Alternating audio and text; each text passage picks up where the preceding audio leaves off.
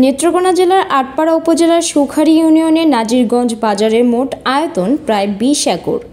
সুখারি union সহ আটপাড়া উপজেলার অন্যান্য বাজারগুলোর মধ্যে এটি একটি গুরুত্বপূর্ণ হাট।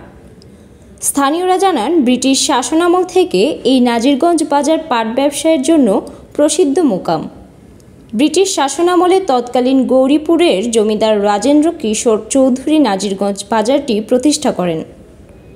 এটি ছিল এই অঞ্চলের প্রসিদ্ধ একটি পাট ব্যবসার মোকাম।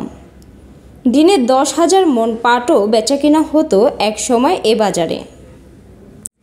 এখান থেকে নদীপথে পাটের নৌকা ভৈরব, নারায়ণগঞ্জ ও ঢাকাসহ দেশের বিভিন্ন এলাকায় যাতায়াত করত।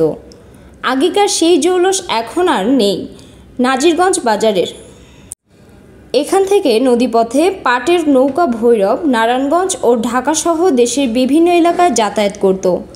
আগেকার সেই জৌলস এখন আর নেই নাজিরগঞ্জ বাজারে। তবে এখনও সারা দেশে পাইকারি ব্যবসায়ীরা এ বাজারে পাট কিনতে আসছেন। এবছর পাটের ভালো দাম পাওয়ায় পাট কৃষক ও ব্যবসায়ীরা সামনে সুদিনের আশাও করছেন। আটপাড়া উপজেলার সুখারি ইউনিয়নের ১০০ বছরের পুরনো নাজিরগঞ্জ বাজার। মগরা নদীর তীর ঘেঁষে অবস্থিত বাজারটি দীর্ঘশত বছর ধরে প্রতি বর্ষা মৌসুমে ভাঙছে। ভাঙনের ফলে বাজারটি বিলীন হতে চলেছে। প্রতিদিন এ বাজারে ব্যবসা বাণিজ্য চললেও বুধবার হাটের দিনে থাকে বেশ জমজমাট। নদী ভাঙনের ফলে বাজারটি দিন দিন ছোট হয়ে আসছে। হুমকির মুখে পড়ায় চরম আতঙ্কে রয়েছেন বাজারের কয়েকশো ছোট বড় ব্যবসায়ী। তারা এ বাজারে নিয়মিত ব্যবসা পরিচালনার মাধ্যমেই জীবিকা নির্বাহ করে আসছেন। এছাড়াও নদী তীরবর্তী স্থানীয় বাসিন্দাসহ বেশ কিছু পরিবারের বাড়িঘর চরম হুমকিতে রয়েছে। আমাদের এখানে বিভিন্ন অঞ্চল থেকে ব্যাপারীরা আইসা এনে পাট ক্রয় করে এবং এই পাট বিভিন্ন জায়গায় রপ্তানি হয়, যেমন ঢাকা, নারায়ণগঞ্জ,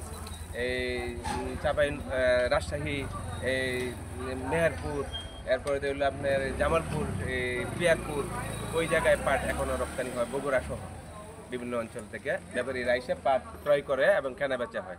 এই ব্রিটিশ পেটের ঐতিহ্যবাহী বাজার ছিল, এখানে ১০,০০০ মণ পাট একদিনে আমদানি হইত। এখন কম হয়, পাটের চাষি কম, দাম পাইছে কম। এখন আবার কিন্তু এই দাম পাওয়াতে চাষিরা একটু উদ্যোগী হইতেছে, সামনে হয়তো পাট বাড়ায় করবে।